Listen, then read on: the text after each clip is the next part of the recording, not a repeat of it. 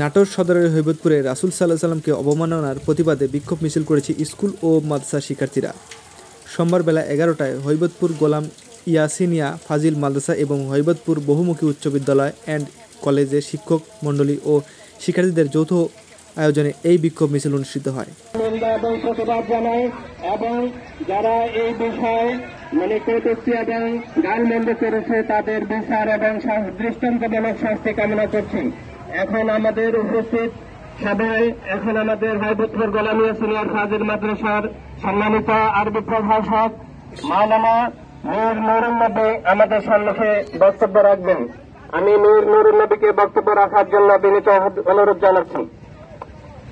أعوذ بالله من الشيطان الرجيم بسم الله الرحمن الرحيم الحمد لله رب العالمين والصلاة والسلام على رسوله الكريم وعلى آله وصحبه أجمعين।